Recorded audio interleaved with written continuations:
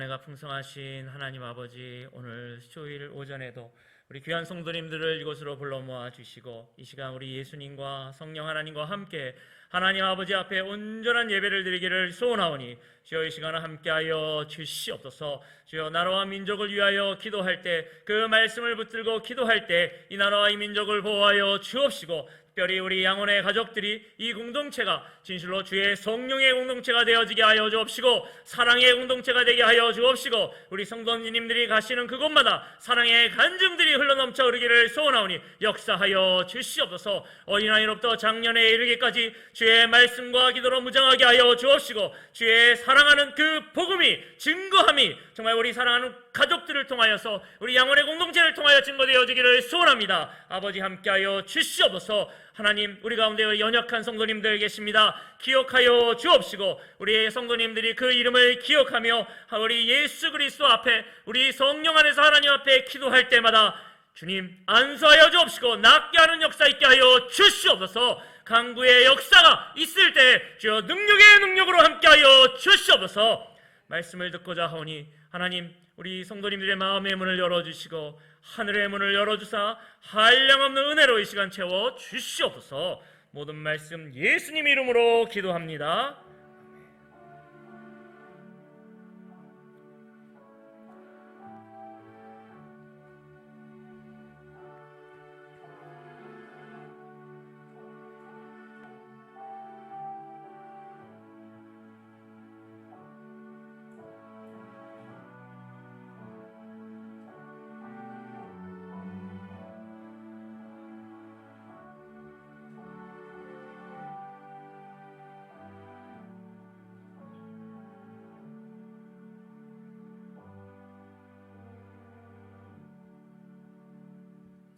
오늘 주신 하나님 말씀은 신약성경 마태복음 1장 17절 말씀입니다. 신약성경 마태복음 1장 17절 우리 한 목소리로 같이 천천히 봉독해 올리시겠습니다. 함께 같이 봉독하시겠습니다.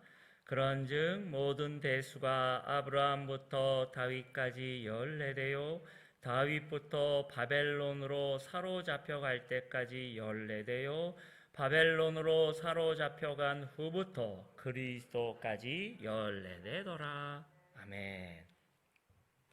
오늘은 마태복음 1장 17절을 통하여서 마태복음 추적 보고서라고 하는 제목으로 말씀을 증거하도록 하겠습니다. 이 이야기는 1992년부터 시작해야 되지만 그렇게 하면은 하루 종일 할 것 같아가지고 1996년도부터 있었던 일을 잠깐 밝히고 시작하도록 하겠습니다. 강의실에서 있었던 일이에요. 그 당시 1996년 5월쯤으로 지금 요 무렵으로 기억하는데요.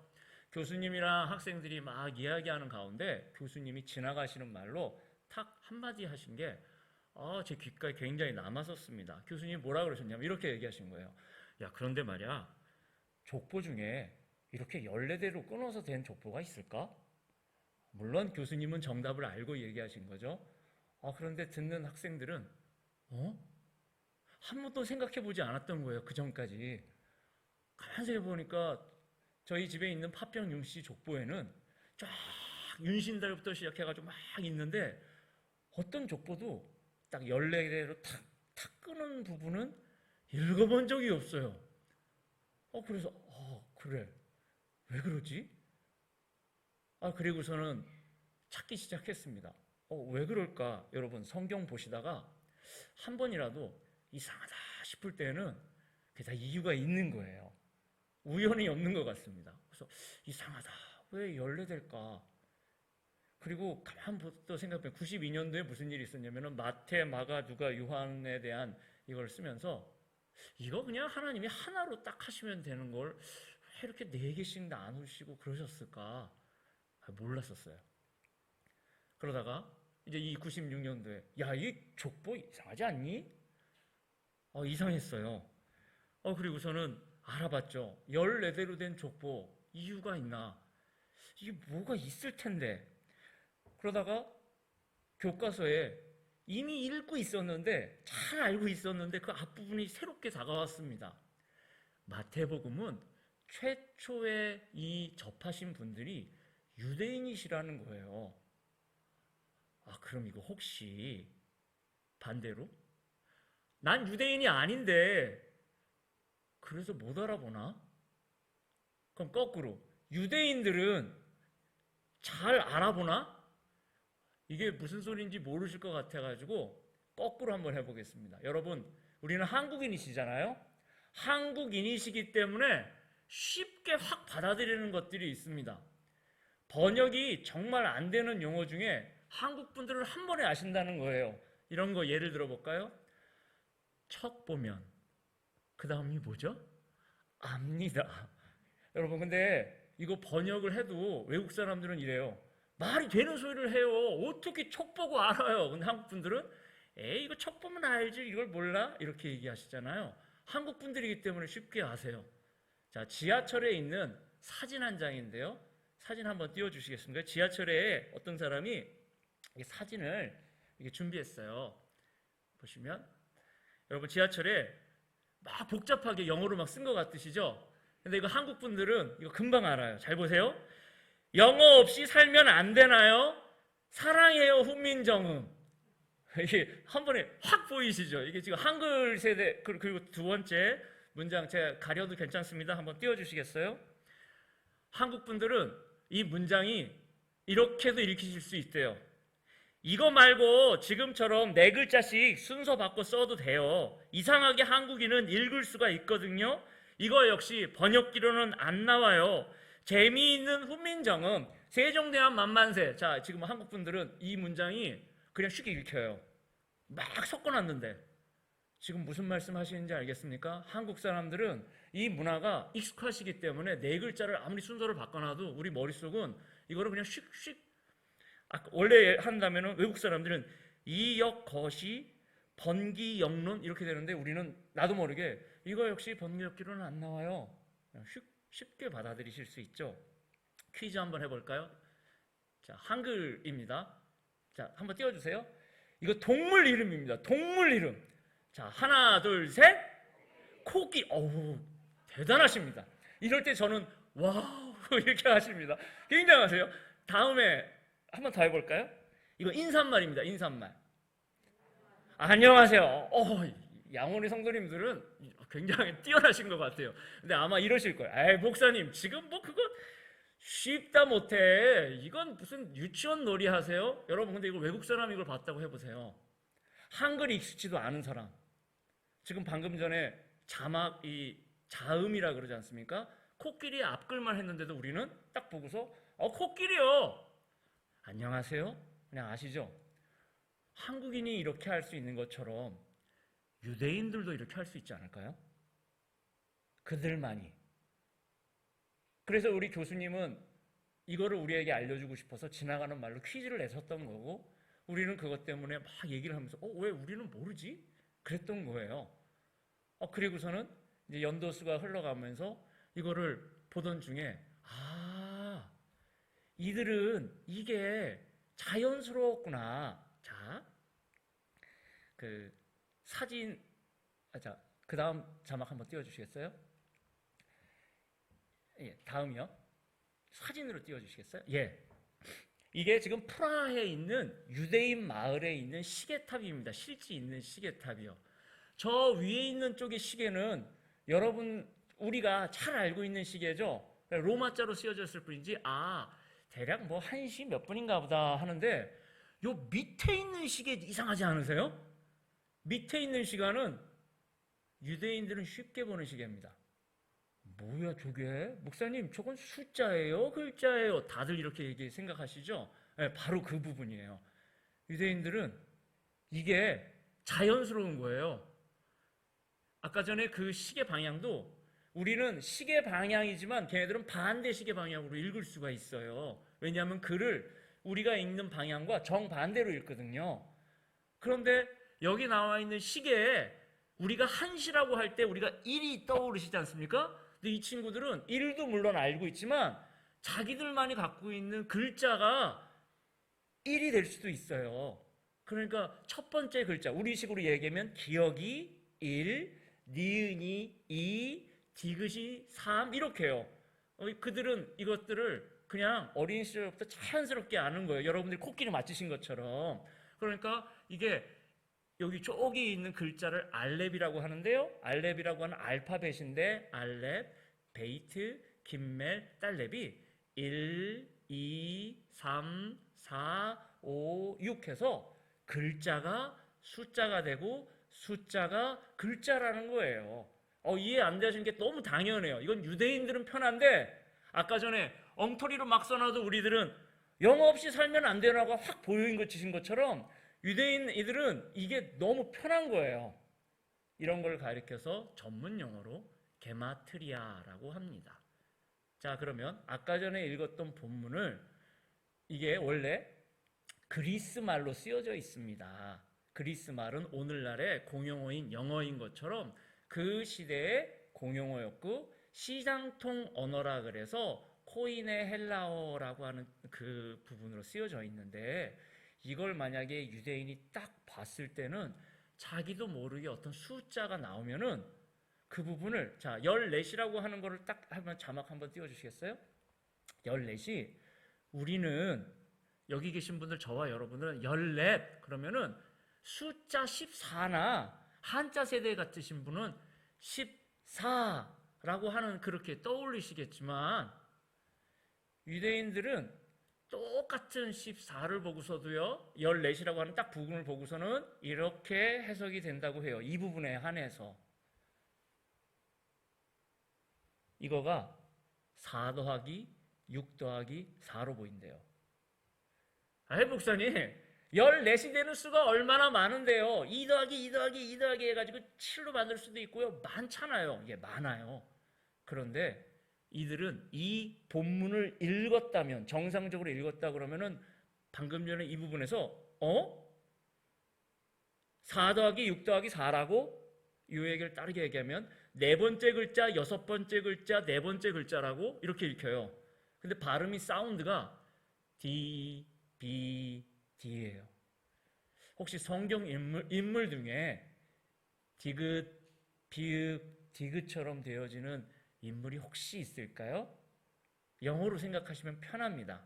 누구냐면 다비드예요. 14인데 그들은 그렇게 읽혀요. 순간적으로. 아까 전에 여러분 막 글씨 막 뒤섞였는데도 한국 사람들은 분명히 팍 읽죠? 이들은 그거 읽으면서 자기도 모르게 뭐야 지금 이거 다비드라는 얘기야? 다윗이라는 이야기야? 그렇게 읽힙니다. 왜 그런지 보시려고 그러면 마태복음 1장 6절 한번 보십시오. 자, 여기 보시면은 제가 읽어드릴게요. 이새는 다윗 왕을 낳으니라. 다윗은 우리아의 아내에게서 솔로몬을 낳고 솔로몬은 르호보암을 낳고 르호보암은 아비야를 낳고 아비야는 아사를 낳고 여러분 이 본문 여기 나와 있는 1장을 이렇게 표현합니다. 왕의 족보. 왕의 족보란 이야기는 여러분 솔로몬도 왕이었죠. 르호보암도 왕이었죠. 그런데 이 족보를 가만히 읽어보면 딱 한 사람한테만 왕이라고 이야기하고 있습니다. 그 부분이 어디냐고요? 6절 이새는 다윗 왕을 낳으니라. 이 부분이 유일하게 있어요. 그러면은 당연히 이거를 처음 읽으시는 유대인들은 이렇게 생각하겠죠. 뭐야? 다 왕인데 왜 다윗에게만 다윗 왕이라고 써졌지? 그리고서는 오늘 본문을 딱 가다 보면은 그런즉 모든 대수가 아브라함부터 다윗까지 14대여 할 때 우리는 숫자가 14가 딱 떠올랐는데 이분들은 다윗? 바벨론으로 사로잡혀갈 때부터 다윗? 바벨론으로 사로잡혀간 후부터 그리스도까지 다윗 왕? 뭐야? 그러면 다시 아브라함부터 다윗까지 다윗 왕.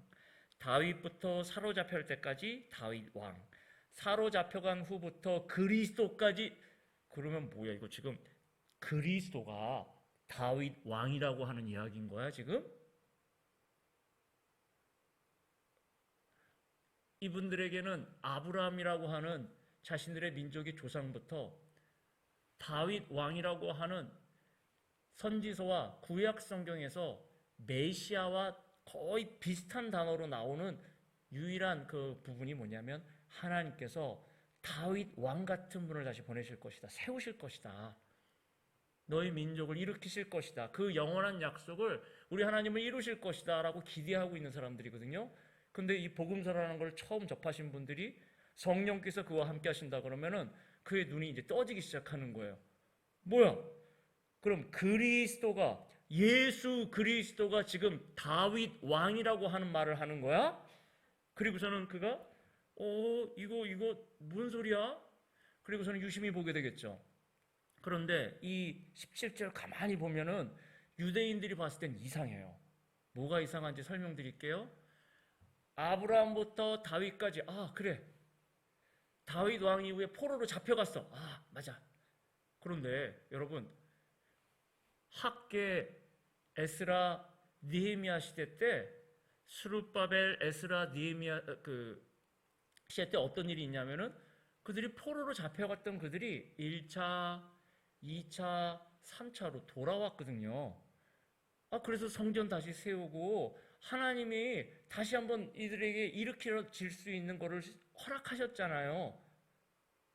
그런데 요거 그대로 읽어보면은 뭔 얘기냐면 아브라함부터 다윗까지, 다윗부터 포로로 잡혀갔어요. 그리고 포로로 사로잡혀간 후부터 돌아오지 않아요. 그냥 그리스도로 연결되어져요. 그러면 유대인들 입장에서는 이거 뭐야? 우리 역사는 이렇지 아닌데? 그럼 이거대로 그냥 읽으면 우리는 아직도 사로잡혀 있는 건가? 우리는 잡혀 있는 건가? 우리는 포로인가? 그런데 그 마지막으로 포로로 잡혀 있는 우리의 맨 마지막에 그리스도이고 그분이 다윗 왕이라는 거예요. 그럼 우리 뭐로부터 잡혀 있는 거지? 이분은 왜 다윗 왕으로 그럼 뭘 하신다는 걸까? 그러면서 그의 눈이 조금씩 열려서 들어오기 시작합니다. 21절 부분에 보면은 이렇게 나오죠. 아들을 낳으리니 이름을 예수라 하라. 여기서 예수라고 딱 할 때 유대인들 입장에서는 우리는 그냥 예수죠. 이게 어떻게 들어오냐면 히브리어랑 같이 들어와요. 여호수아, 호세아. 예수라고 하는 그리스식 이름은 히브리 사람들한테는 여호수아라는 이름이랑 호세아 이름이 같이 들어옵니다. 근데 그 의미가 뭐냐면 우리 하나님이 구원하십니다. 그러면 이 사람이 예수라고 하는 이름이 그 당시에 흔했다고 해요. 근데 이 복음서에서 이 부분을 들을 때 아까 전에 다윗 왕, 이분이 다윗 왕이라고 하는 얘기를 들은 게 있기 때문에 이게 지금 이 유대인 머릿속에서 막 소용돌이 치기 시작합니다. 예수, 여호수아, 호세아, 우리 하나님이 구원하신다고? 근데 우리가 아직도 포로로 잡혀 있다는 뜻이야? 근데 이분이 다윗 왕이야? 그러면 이분은 우리를 어떻게 뭘 구원해 주신다는 거지? 궁금해지기 시작하고 이렇게 들어가기 시작합니다. 그럴 때 한 대 이 사람을 빵 또 쳐요.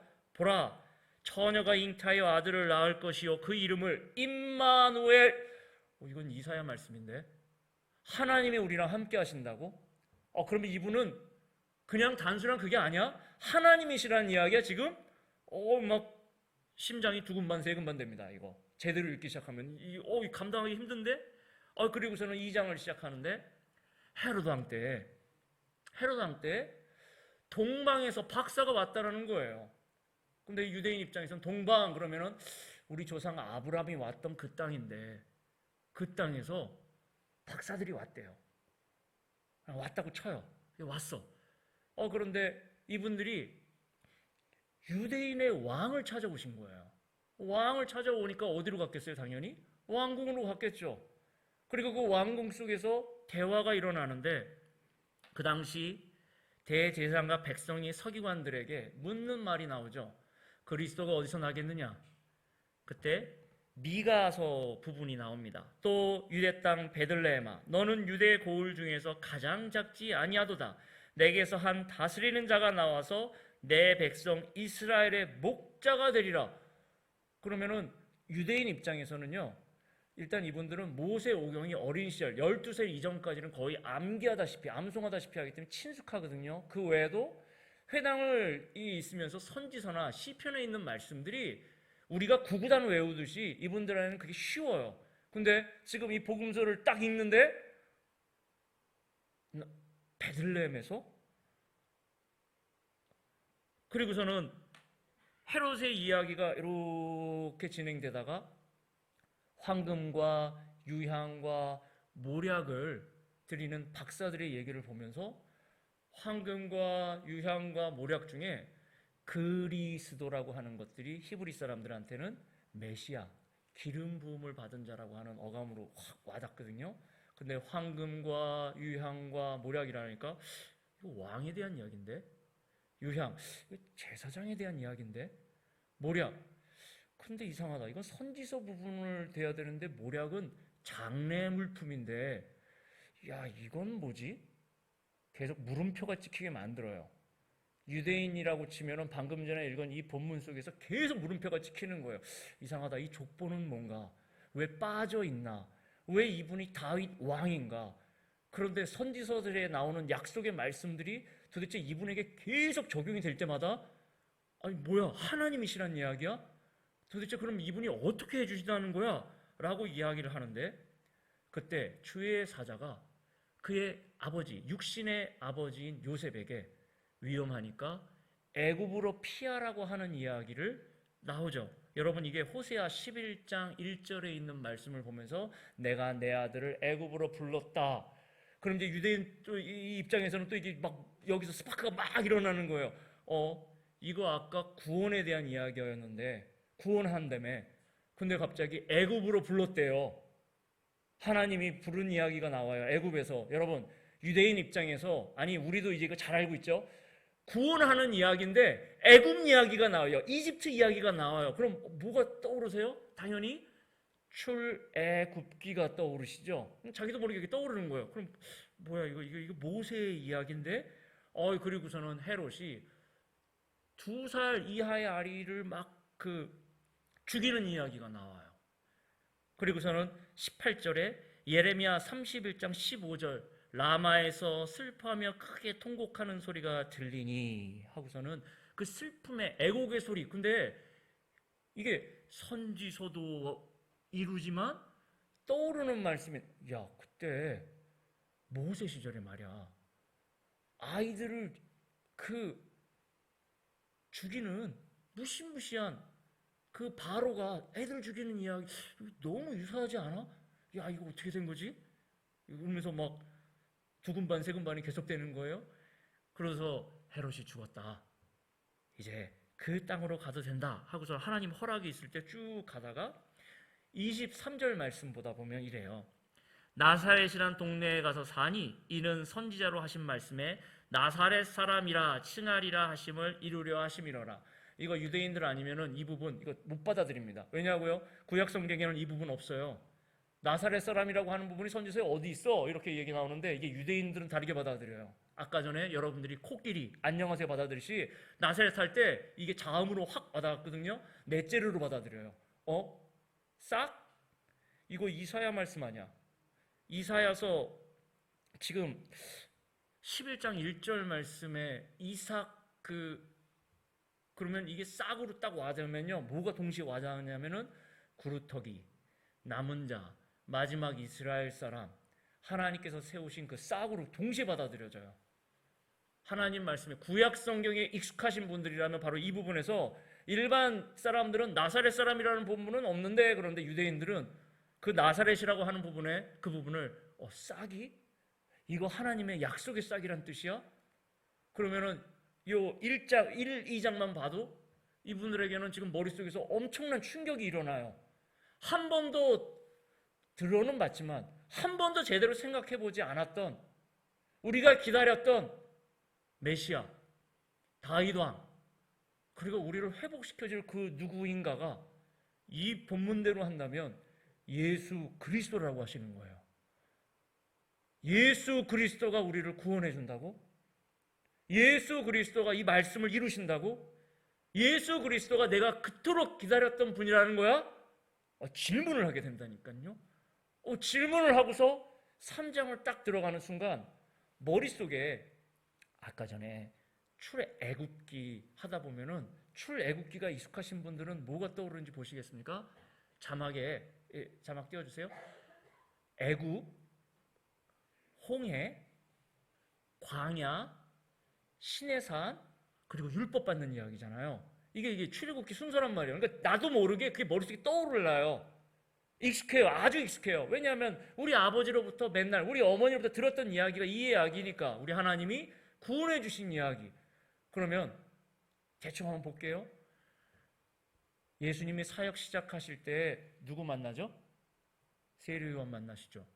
성령이 이끌려 어디로 가세요? 광야로 가시죠. 광야에서 며칠 동안 금식하는지 기억하세요? 40일. 광야에서 이스라엘이 몇 년 있었죠? 40년. 그러면은 그리고 나서 여러분 시내산 나오죠? 마태복음 5장을 무슨 수훈이라고 하는지 혹시 기억하세요? 산상수훈. 그러니까 이분들한테는 지금 이게 충격이다 못해. 이게 뭐야? 세례? 자, 근데 이 세례라고 하는 부분을 조금 더 구체적으로 볼까요? 유대인들 입장에서 세례라고 하는 부분을 신약의 예수 그리스도를 만난 사람들이 어떻게 바라보는지 보세요. 먼저 베드로전서 3장 21절 제가 읽어드릴게요. 물은 예수 그리스도께서 부활하심으로 말미암아 이제 너희를 구원하는 편이 곧 세례라. 세례는 이런 의미래요. 자, 그리고 바울이 본 겁니다. 고린도전서 10장 1절과 2절. 형제들아, 나는 너희가 알지 못하기를 원하지 아니하노니 알기를 원한다. 우리 조상들이 다 구름 아래 있고 바다 가운데로 지나며 모세에게 속하여 다 구름과 바다에서 세례를 받고, 사도 바울의 눈에는 홍해를 건넌 이야기가요, 세례받는 이야기예요. 그러니까 세례 요한이 쫙 등장해요. 그리고 그 세례 요한은 그냥 우연히 나온 사람이 아니고 하나님의 준비하시고 준비된 사람인데, 그의 복장이 낙타 털 옷을 입고 허리에 가죽들을 띠고 메뚜기와 석청을 먹는 그런 부분으로 묘사돼요. 여러분 이거 딱 볼 때 유대인들은 뭐 떠오르는지 아세요? 이건 엘리야인데. 엘리야가 지금 온 거야? 자기 죄를 자복하고 요단강에서 그에게를 세례를 받더니 회개하라 하고서는 세례 요한이 회개에 대한 세례를 베푸는데, 근데 그가 분명히 이야기를 하는 게 있어요. 나는 물로 세례를 주지만 내 뒤에 오시는 분이 계신데 나는 그분의 신들매 끈을 풀기도 감당하지 못할 그분이 오신다. 근데 그분은 성령과 불로 너희에게 세례를 주실 분이다. 그걸 알려줘요. 그리고서 진짜 예수님이 세례 요한한테 오셔서, 처음엔 세례 요한이 감당이 못하죠. 근데 이제 하라고 이야기하시죠. 이제 허락하라. 우리가 이같이 하여 모든 의를 이루는 것이 합당하다. 그리고서는 예수님은 하나님의 기쁘신 뜻대로 물속에 들어가셨다가 물속에 올라오세요. 여러분 홍해 건너는 이스라엘 백성 얘기를 잘 생각해 보세요. 바다 이쪽 홍해가 막고 있었던 쪽에서 이게 만약 갈라지지 않았다면 바닷속으로 들어가는 거예요. 뭘 의미합니까? 죽는 거예요. 그럼 건너편에서 보면은요, 바다가 갈라져서 지금 이게 되는 것이지, 보면은 뭐예요? 올라오고 있어요. 죽음 가운데 살아서 나오는 거예요. 이걸 아까 전에 바울은 세례라고 표현한 거죠. 오늘 예수님이 이제 허락하라, 하나님의 뜻을 이룬다고 하시면서 죄 없으신 그분께서 오늘 그 물속에 들어갔다 나오시면, 하지만 이거는 이렇게도 표현합니다. 왕의 임직식이라고. 물에서 올라오실새 하늘이 열리고, 정확히 얘기하면 이게 하늘이 찢어지는 부분이에요. 하나님의 성령이 비둘기같이 내려 자기 위에 임하심을 보더니 하늘에서 소리가 있어 말씀하시되 이는 내 사랑하는 아들이요 내 기뻐하는 자라. 우리 성부 하나님, 성령 하나님, 성자 예수님이 동시에 등장하시는 아주 귀한 성경 본문입니다. 이제 왕으로서 그러면 우리 기대하겠죠. 아까 전에 그리스도 예수님이 다윗 왕이라고? 모세 이야기라고 같이 이렇게 흘러갔잖아요. 그럼 이분은 우리를 뭐로부터 구원하시는 거지? 이분은 내가 정말 신뢰할 수 있는 바로 그분인가? 그리고서 그거를 증명하기 위해서 4장에 우리 예수님이 성령에 끌려가가지고서는, 근데 성령에 끌리신 거예요. 하나님의 계획하에 된 겁니다. 이거 우연히 된 게 아니에요. 이끌려서 마귀에게 시험 받으러 가가지고 광야에 가셨어요. 40일을 밤낮으로 금식하신 후에 줄이신지라. 시험하는 자가 예수께 나와서, 자, 이거 보십시오. 며칠을 굶었냐면 우리 예수님이 금식하셨어요. 40일. 40일을 금식하셨는데 40일을 이렇게 딱 금식하신 후에 시험하는 자, 마귀가 나와가지고 딱 시험을 시작합니다. 네, 여러분, 우리 담임 목사님이 종종 저녁 우리 기도회나 저녁 예배 시간에 하셔주셨던 말씀을 잘 기억해 보세요. 언약궤 안에 3개가 있어요. 만나, 깨어진 돌판, 아론의 쌍난 지팡이. 이 3개가 그냥 보면은 하나님의 놀라운 것 같아요. 하나님의 놀라운 만나니까, 예, 3개가 이렇게 있으니까, 3개가 있는데요. 죄송합니다. 3개가 이렇게 있었는데, 만나가 좋게 생각하면, 하나님이 우리를 먹여주시는 양식을 주셨다는 뜻이잖아요. 돌판만 보면은, 하나님이 모세에게 통하여서 우리에게 말씀, 율법을 주신 은혜예요. 그 아론의 쌍난 지팡이 보면 세상에 그 오랫동안 짚었던 그 죽은 나무에 싹이 돋는다고? 역시 우리 하나님은 생명의 주관자가 맞으셔. 이렇게 좋게 생각할 수도 있지만 거꾸로 얘기하면 이게 다 인간의 죄악이잖아요. 만나고 꼭 떨어질 수 없는 이야기가 뭐냐면 그 광야에서 불평했어요. 먹을 걸 달라, 마실 걸 달라. 막 죽겠다 그러면서 했던 인간의 원망과 불평과 연결되어지는 거고요. 돌판은 돌판인데 깨어진 돌판이에요. 왜 깨어졌죠? 하나님의 말씀을 안고서 들어온 모세에게 이상한 음악 소리와 뭔가가 들려요. 그들이 금송아지를 해놓고서는 막 우상 숭배를 하는, 이게 하나님이라는 거예요. 그것 때문에 깨졌죠. 3번째, 아론의 쌍난 지팡이는, 야, 너희들만 지도자야? 우리도 레위 지파고, 우리도 그런데 어디서 왜 너희들만 이렇게 지도자라 여러분, 근데 이 지도자가 된 거는요, 하나님이 세우신 거예요. 인간한테 화내고 싸우는 게 아니에요. 하나님한테 그 지도력에 대해서 의문시한다는 얘기는 하나님을, 가만히 보세요. 하나님을 원망을 불편하든 뭐 하든지 간에 하나님에서 대항한 인간의 죄악들의 이야기예요. 근데 이게 언약궤 안에 들어가서 뚜껑이 덮여져 있어요. 이거를 우리 하나님이 책임져 주시고 용서해 주시고 이들에게 살 길을 주시겠다는 뜻이겠죠. 근데 예수님이 받으시는 시험 잘 보십시오. 네가 이 녀석이 이렇게 나옵니다. 내가 만일 하나님의 아들이어도 명하여 이 돌들로 떡덩이가 되게 하라. 아니, 예수님은 이걸 증명하기 위해서 돌을 떡으로 만들어야 되나요? 이거 안 하면 하나님의 아들이 아닌 거예요? 이스라엘 백성들이 통과하지 못했던 바로 그 부분을 우리 예수님은 이렇게 통과하시죠. 기록되었으되 사람이 떡으로만 살 것이 아니요 하나님의 입으로부터 나오는 모든 말씀으로 살 것이다. 예수님이 이렇게 승리하세요. 사람에게는 더 소중한 게 있다. 하나님 말씀이다. 2번째로 거룩한 성 위에 올라가가지고 뛰어내리라고 그러죠. 그리고 얘도 말씀을 인용해서 뭐라 그럽니까?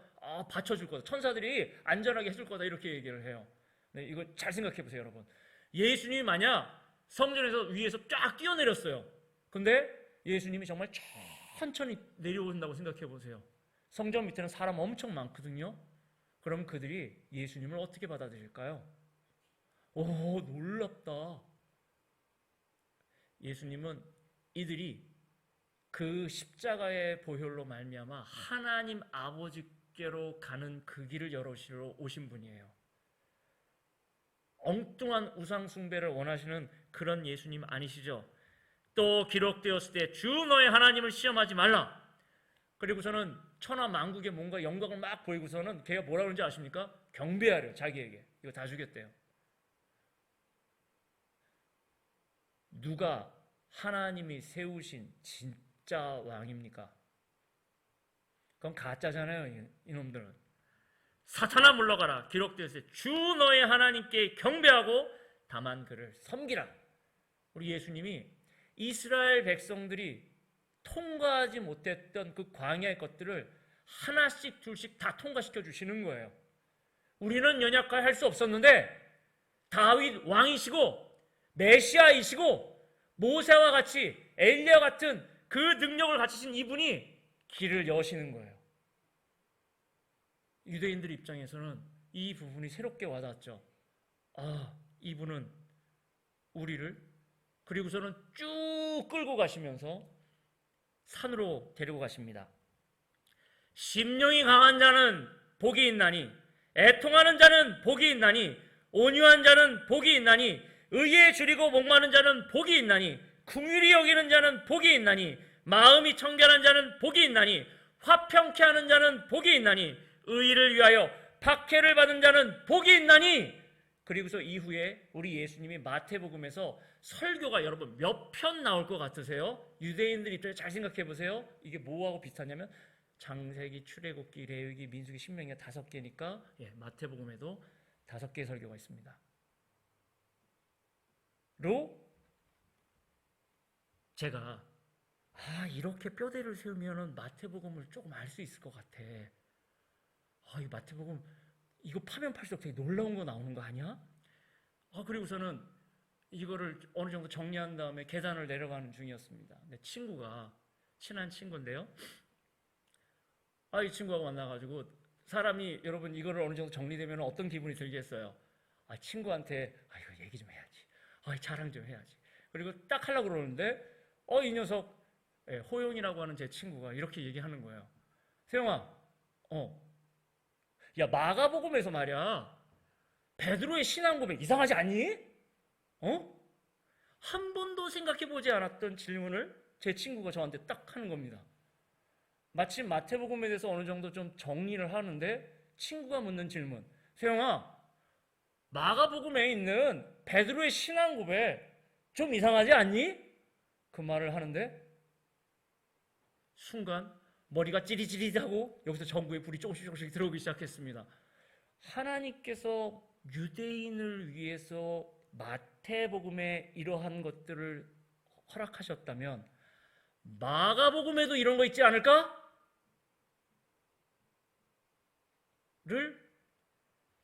그럼 마가복음은 무슨 이야기를 하는 것일까요? 는 다음 시간에 하도록 하겠습니다. 오늘 마태복음의 이야기를 한번 정리해 보겠습니다. 우리는 유대인이 아닙니다. 그러니까 이 부분이 솔직히 어려운 부분일 수밖에 없습니다. 하지만 그렇다고 그냥 읽는다고 해서 은혜가 안 될까요? 충분히 은혜 됩니다. 단지 이 복음을 최초로 받아들였던 유대인 이분들에게는 놀랄 수밖에 없는 거예요. 우리가 그토록 기다렸던 그 메시아, 우리가 그토록 바랬던 다윗 왕이 예수 그리스도라고 하는 사실 가운데, 그리고 포로에 잡혀 들어가가지고서는 여전히 나오지 못하는 그 부분을 우리가 여전히 포로라고 마태복음을 읽어가면서 우리가 죄의 포로로구나. 우리 예수님이 이 죄로부터 우리를 구원하기 위해 오셨구나. 우리 조상들이 해결하지 못했던 이 부분을 우리 예수님이 다 부셔버리고 계시구나. 깨끗하게 정결하게 해버리고 계시는구나. 우리가 이 예수님과 함께 죽었다가 다시 살아날 수만 있다면, 그리고 마지막에 그들이 십자가에서 우리 예수님을 온전히 만나고 그와 함께 부활할 수 있다면 진짜 참 예수 그리스도 이스라엘 사람이 되어질 수 있구나. 그래서 이게 복음이로구나. 그래서 그들에게 이것이 참된 복음이요 은혜가 되어지기 시작합니다. 사랑하는 성도 여러분, 말씀을 정리하겠습니다. 이런 말씀을, 이런 은혜를 누리시고 오늘 이 시간 이후로 하나님 말씀 속에서 숨겨져 있고 아름답게 빛이 나는 그 은혜들을 성령 하나님과 함께 누리시고 기도하시고 나눠주시고 예수 그리스도를 증거하시는 귀한 성도님 되시기를 주님의 이름으로 축복합니다. 아멘. 우리 같이 함께 합심해서 기도하시겠습니다. 우리 이 시간 같이 함께 기도하실 때 주여 오늘 우리에게 귀한 복음이 살아 숨쉴 수 있도록 도와주시옵소서. 나의 삶의 현장에서 예수님을 자랑할 수 있도록 함께 해달라고 우리 주님 한번 크게 부르고 같이 함께 기도하시겠습니다.